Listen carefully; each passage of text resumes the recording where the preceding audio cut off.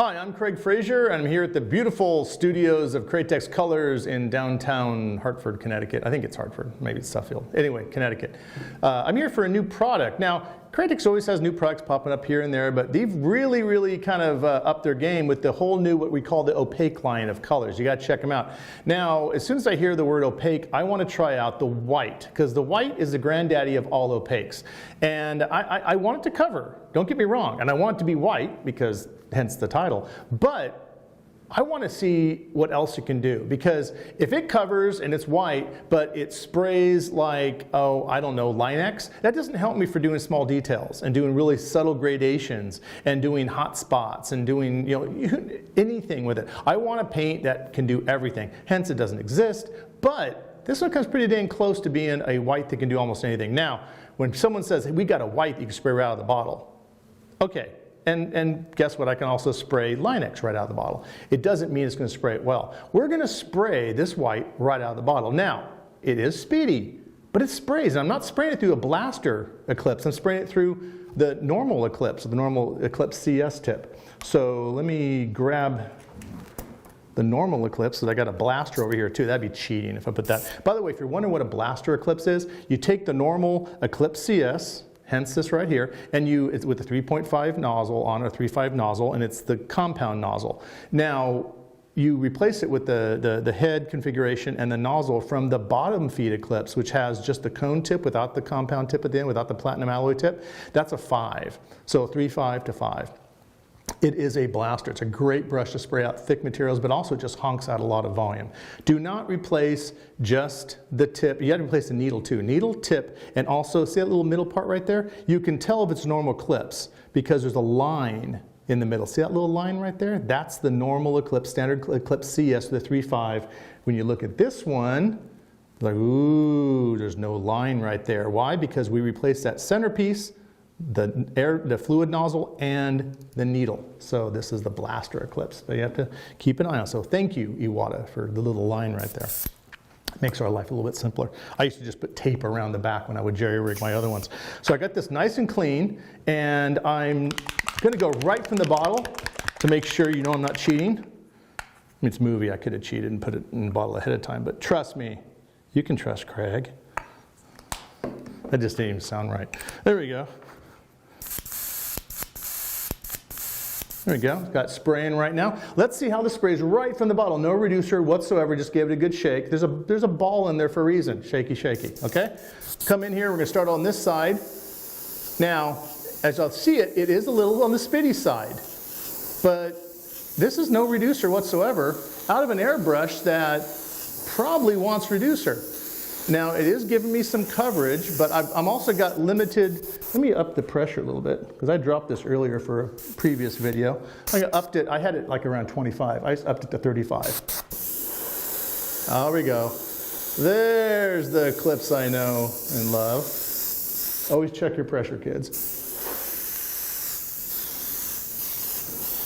Okay. That's some pretty decent coverage, and it's honestly, for out of the bottle, that's freaking smoking. That's nice. Let's come in here and try to do a little dot, a little bigger dot. That's still pretty, man, no reducer. Let's come in and do a little dagger stroke. Yeah, it's a little spitty. Let's see what kind of detail line we can get. Yeah, you can get a little thin line. I'm getting really close. That's not bad. Now the test is the gradation, the subtle gradation. Little on the spitty side, but man, it's not that bad. Honestly, I've had whites in the past that were reduced that didn't do that. This is out of the freaking bottle. Now, this has to do with the new formulation of the opaques, as the resin's been modified on it. The pigments are even modified, and then the way they mix it and combine it together is modified. So we're talking, this has got improvement all across. The only thing they still put it in the same bottle. But that's it. Everything else has been in the same label. But everything else has been new and improved. So seriously impressed on this right here. Now, let's take it and add some reducer. And my normal standard reduction on white, if I'm doing a candy, I may go 2.5%, 5%, whatever. When I'm doing white, I'm like 10%. I'm going to do a 5% reduction of the white. And we'll see, because this is no reduction. So let me clean out the brush real quick, get all this, the unreduced paint out. And then I've got a batch right here I already mixed, just white with about 5%, 40-11. Mix it up. Remember the magic thing, whenever you mix and reduce, whether you're adding 40-50 or adding whatever to it, whatever you add reduction to, when you stir it up and mix it, let it sit 15 minutes. For this, we definitely want to do it because we added reducer to it. So this has been sitting 15 minutes. So let me clean out the brush. We'll do that, and we'll see about how well it sprays in the next step. Okay, got my airbrush nice and cleaned out. Didn't want to have any of the unreduced paint in there, especially the fact that this has got the reducer in it, but it's been sitting for 15 minutes, so it's kind of acclimated. Going to pour some right in here, and this is about 5%, right around that. And we're going to see how this sprays by comparison. Now, I was actually duly impressed with how clean it sprayed right out of the bottle. I rarely use stuff right out of the bottle. Plus, I was also interested, and usually reducer not only reduces paint, but sometimes it also helps the paint to cross-link and dry. So sometimes without reducer, your paint doesn't dry as fast, especially because there is a polyglycol alcohol in the reducer. This dried, honestly, very fast. And it didn't spray dry, because and if it sprays dry and you're doing this, it's going to be dangerous, especially in this area. I'm rubbing my thumb on it pretty hard. I'm not scratching it, but and I've got some sweat on my thumb, so it might start lifting it a little bit. But this has only been like a few minutes. You let this sit overnight, it's on there good. Now, let's try it. Same airbrush, 5% reduction in this. Let's see how it sprays. Oh, I instantly notice it is a lot cleaner. Right off the bat, I don't have these random thicker chunkies. I'm not sure if the camera could pick up. I had a couple that ended up over here from when I was spraying here. So I'm going to try and get a real nice fade down here. This is about as clean as I've ever seen with a white. And this is only 5% reduced. The previous white, if I really wanted coverage, I remember using sealer white, and that was not designed for this. And you had to really thin it down to get to spray this clean. But in the past, I would use just opaque white, and I would mix it with either 40-30 or I'd mix it with 40-50. And I had to reduce it 10% to get to spray this clean. And that's opaque illustration white. Wicked White's the same way. Now this is because of the new mixing technique, much finer. The pigment itself is finer, and it's in suspension better in the material, and also the resin. The resin sticks really, really well. Now, honestly, I don't know. I'm going to keep on reducing. I want to try the 10% next, and then what I call hyper reducing after that. Let's try the little dot down here. I'm going to take the end cap off on this one, because I can see. I spray without my end cap, because basically I put Medea's kids through college by buying new end caps. I lose all the time, so I don't want to disappoint them and start keeping my end caps. A little dot there, bigger dot, bigger dot, bigger dot, distance. And it's good. It's clean as heck. Dagger stroke. Dagger stroke. The gradation, we could already see. You compare this gradation to that one. It's twice as fine. And then we try a little hyper, little thin. This is Eclipse. This is not my detail brush I normally use. I got the pressure up kind of high, so I might blow it out. But man, that right there. The only reason it's spitting a little bit, it's a freaking Eclipse. And that is, honestly, that's a micron line. That's really nice.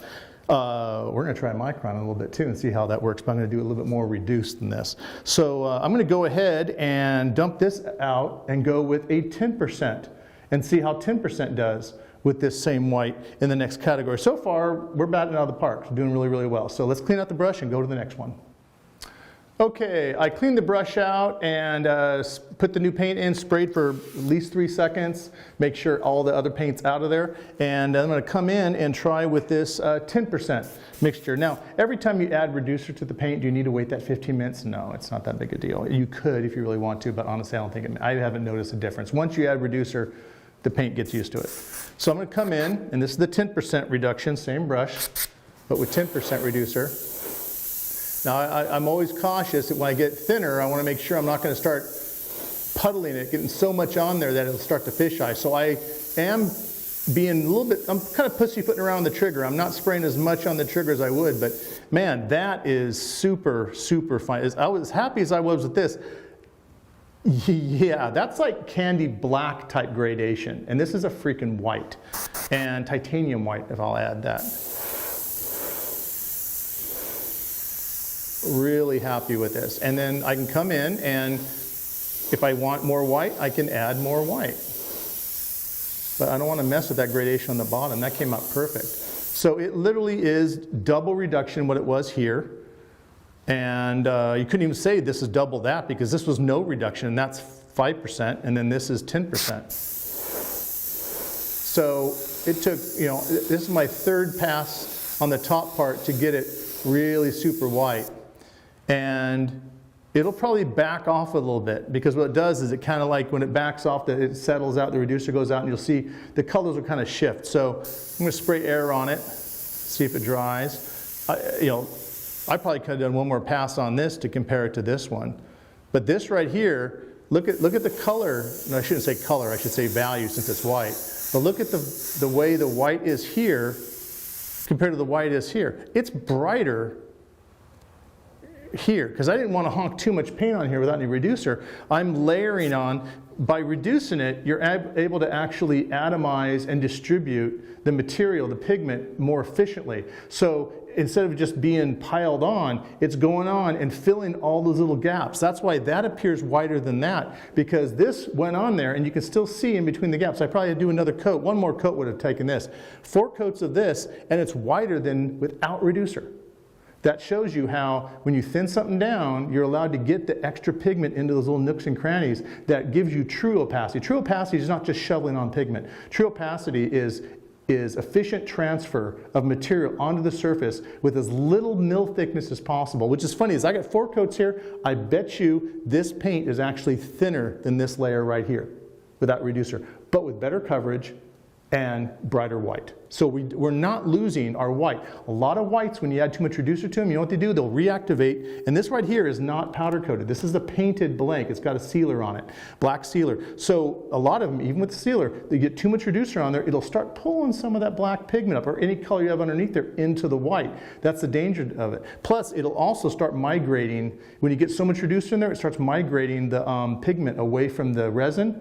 And then you've got resin that holds things down and pigment that just has nothing to hold it down anymore, and it'll just come off. So the danger is masking. You know, you get something so thin, it looks great, you put masking tip on, it's like, pfft, comes right off like dirt, nothing at all. Because that's what it is. Pigment without resin is dirt. It's not on your surface. You better lock it down with clear. You can't even, some of these paints out there, when you spray them super fine, you can't even touch them. Because, oh, you'll mess it up, you know. But in this one, I'm really impressed with this right here. And that's 10% reducer, which is the minimum I normally spray all my whites at. Now, I'm going to take it even one step further. I'm going 20. I'm double downing. And I would never add 20% to my pure white without adding 40-50. Now here's the thing, we're going to add some 40-50 in this, and Craig Kenny's probably cringing, because you don't need it. Now I'll tell you why, 40-50 is a fortifying great, you know, it's the UVLS system that's got the, and it's an aliphatic acrylic resin, acrylic urethane. And what we've got though is the way that Craig's modified this new opaque system is that it's got that urethane already in it. Now it's a different system. But it's the very first system designed in a paint. The other ones were in clears, like the Scenic line was not designed for airbrushing. And the UVLS system is not a paint, it's a clear. So this is the first time that resin's been incorporated into a paint from the get-go. So we really don't need to add any of the 40-50 into this. It already has it in it. The reason I am going to in the end is I'm going to get this stuff so thin it's going to start coming apart. So I'm going to use it just as a fortifying agent. It's not necessary in early stages, as it would be if I was just using illustration white or wicked white, the normal old school wicked white. But in the end, when I'm going like maybe 40% reduction, I'll try it without, because this is going to be 20, this is going to be 40. I'm going to try it 40 without, and then I'm going to try 40 with a little bit of that 40-50 in it, and see if we can get what would literally be a white candy almost. So let me clean my brush out, and we'll go into the next one. Okay, we're at 20% reducer without any fortification, without any additional 40-30 or 40-50 or anything else in there. Just the new opaque white with 20% reducer added to it. I kind of forgot to do my little dots and squiggles. I was having so much fun with that. But we'll go ahead and do it anyway with the 20. I'm backing my pressure off a little bit just because it's going to be so wet now. I don't want to push it and move the material at all with the airbrush. So I've reduced my pressure down. Where am I at right now? Oh, I'm below 30 now. Before I was at 35. I'm like around 28 now, it looks like. So I'm going to come in.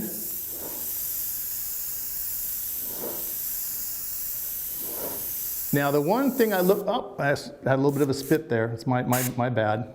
But you know, it's actually good. So you can see the spits right there. It didn't fisheye. Now that's the thing you look for. You're looking for a fisheye, which would basically mean the solvent has dominated the paint and the resin no longer has held tension and it's starting to go south. That didn't happen. And when it blew out just then, it didn't fisheye. So, and that was a lot of material that came out. I'm honking on a little bit more. But I'm at a lower PSI. I rarely use my eclipses below 30. Well, in all fairness, this is Chris Arpin's eclipse. My eclipses probably wouldn't know what under 30 was. They'd probably just sit there. They wouldn't even turn on. That's not making fun of Chris. That's making fun of me and my airbrushes. I'm really getting it wet now. Kind of pushing. I want to see. I can see the wet. It's really wet here. And I can see it started to model a little bit from the air pressure, but it's still not separating. Because what will happen, you get it really, really thin, that reducer all of a sudden becomes the boss. It's like, nah, get out of the way, pigment, get out of the way, resin, I'm going to take over the show and ruin it. And it'll start reactivating stuff underneath and puddling it and modeling. If you see modeling or texturing or weird stuff, you can create some really cool effects on purpose to do that. I call it watercoloring, which it was an accident at first, and it's like, hey, it looks like a messy watercolor. Well, that's what it was. So I'm going to spray just some air on there, because I can see at an angle, I can see the moisture content. But it's not affecting the look of it at all.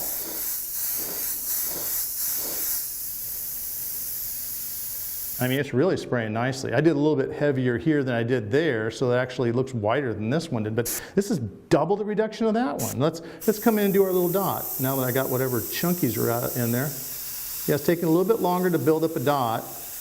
But see, okay, I got this. Now, I do things called blowouts all the time. And you can do freak dots too. Okay, this color, we're talking, this is perfect for your custom freak dots. There we go, baby. You do this. And then you spray candy on top. This is 70s. Actually, you're getting a precursor. I'm going to have Freak Dots be one of the demos in the new special effects, Cheap Tricks and Special Effects program. Real big Freak Dot. That's like Sea Anemone Freak Dot. You keep on chasing it, the little dots around.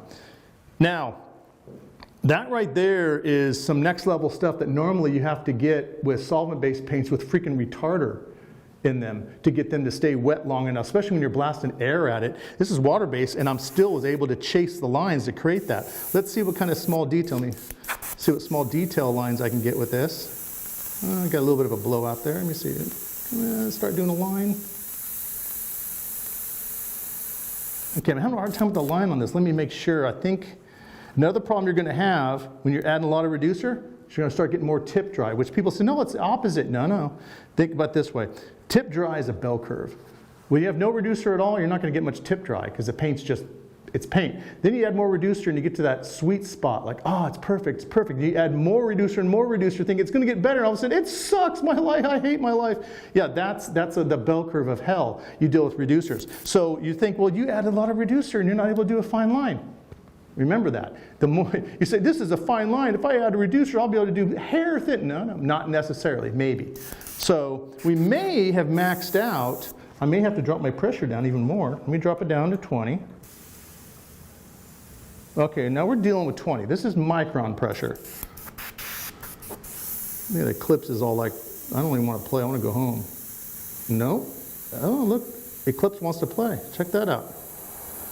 I am getting a micron line consistency.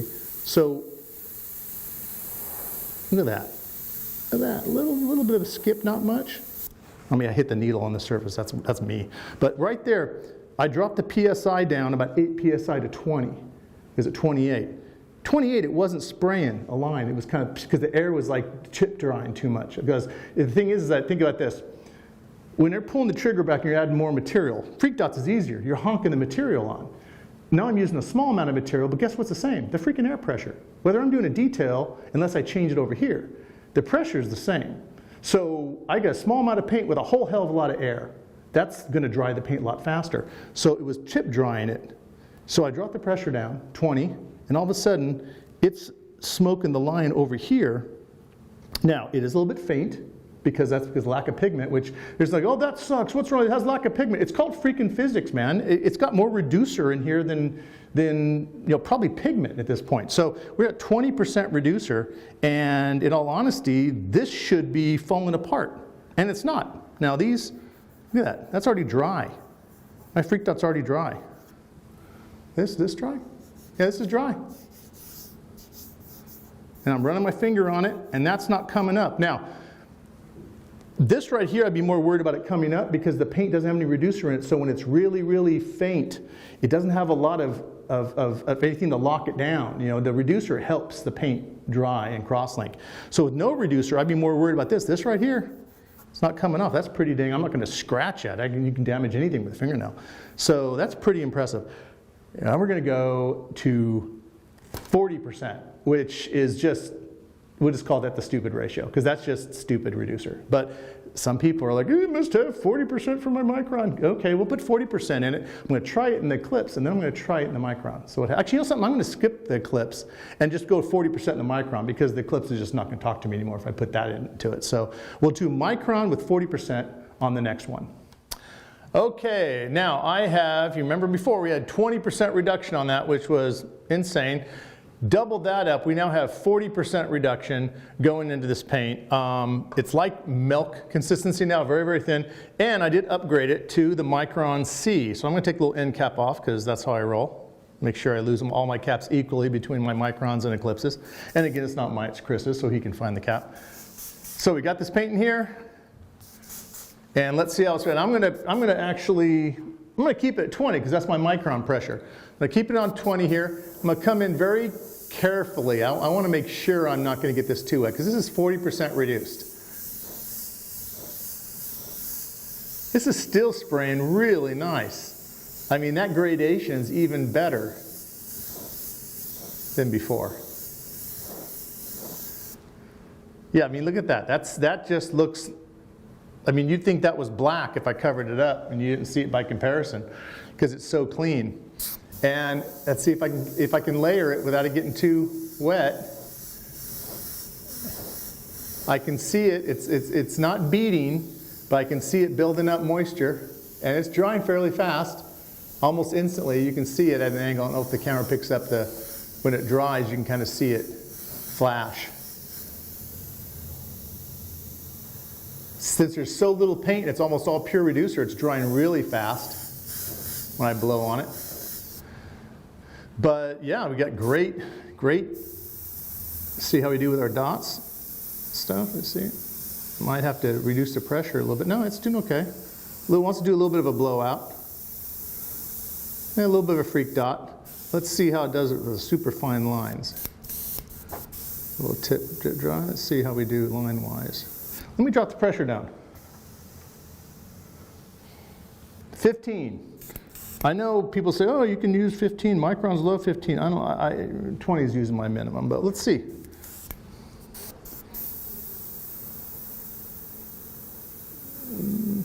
We might have found. Oh, here we got. I got a little bit of a.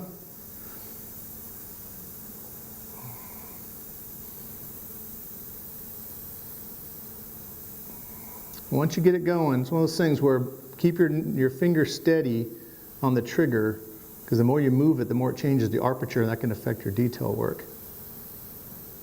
There we go. Got that flowing. That's a pretty fine, decent line right there. But I think we're on the tail end of the ability of this paint because we got so much reducer in it. I'm still going to add a little bit more reducer. I'm going to add it right into here. Okay, we're easily at 60% reducer. Right into the airbrush, making Kennedy cringe. Don't mix my paint that way. Shut up. It's the way we mix it. That's how we roll. Okay, let's see how this sprays over here. This is 60% reduced. I am pussyfooting it around. I am at 15%, or 15 psi, which is nothing. Anything less, I might as well have the compressor off. I mean, I'm going to reduce the pressure even more. Okay, I'm at 10 psi now.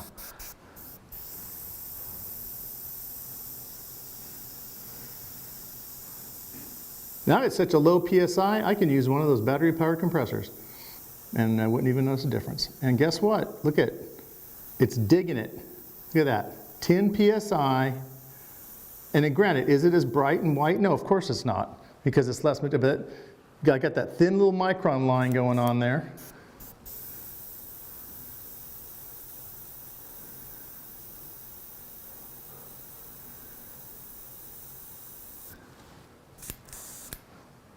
It wants to build up paint on the needle, because that's just tip dry from that, you know, even with 10 psi, but that's not bad at all. Let's see if I can layer, how much I can layer. I'm going to get it too wet up here. Okay, too wet, what it should do, okay, you see it starting to model up here. I mean, 60 psi, let me 60 psi, 60% reduction. Still wants to dry. I'm not spraying right now, I'm just spraying air. I want to dry it and see if I can actually, so you got that model that you can see in there. I'm going to actually layer it carefully, see if I can actually get rid of the model. Because if you get modeling, but you can get rid of it with a couple more passes, then what does it matter? You just need to be careful. I got to crank this pressure up. I don't have enough pressure for it to dry. There we go. I'm back to 20. I'm not doing line work, just to dry this. And let's.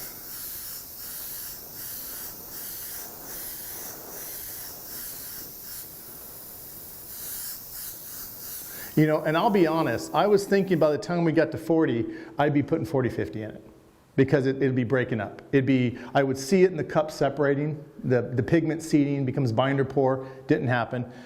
60, and honestly, that was an eyeball 60, it might be a lot more than that. But 60% reducer in the bottle, it's still wet right now. If I spray it, it'll dry. Yeah, it dries as soon as I spray it.